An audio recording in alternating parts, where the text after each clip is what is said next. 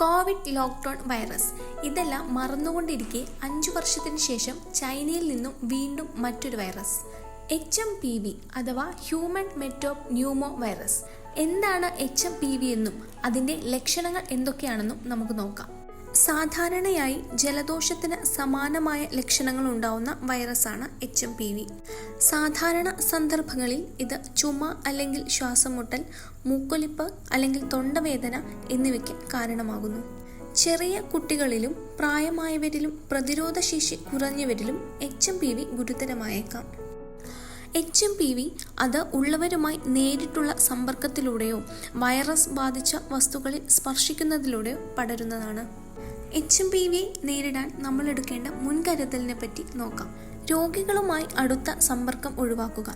ജലദോഷം പോലുള്ള ലക്ഷണങ്ങളുള്ളവർ പുറത്തിറങ്ങുമ്പോഴും ചുമയ്ക്കുമ്പോഴും തുമ്മുമ്പോഴും മാസ്ക് ധരിക്കുക. സോപ്പും വെള്ളവും ഉപയോഗിച്ച് കൈകൾ ഇടയ്ക്കിടെ കഴുകുക, അല്ലെങ്കിൽ സാനിറ്റൈസർ ഉപയോഗിക്കുക.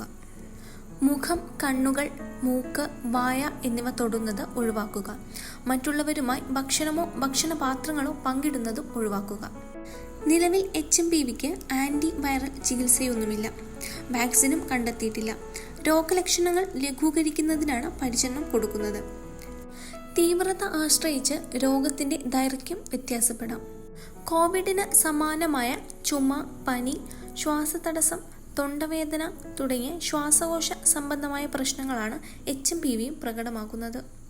രോഗലക്ഷണങ്ങൾ അനുഭവപ്പെട്ടാൽ സ്വയം ചികിത്സകൾ ഒഴിവാക്കി എത്രയും പെട്ടെന്ന് ഡോക്ടറുടെ സേവനം തേടുക. ഇത്തരത്തിലുള്ള വിവരങ്ങൾക്കായി ചാനൽ സബ്സ്ക്രൈബ് ചെയ്യുക.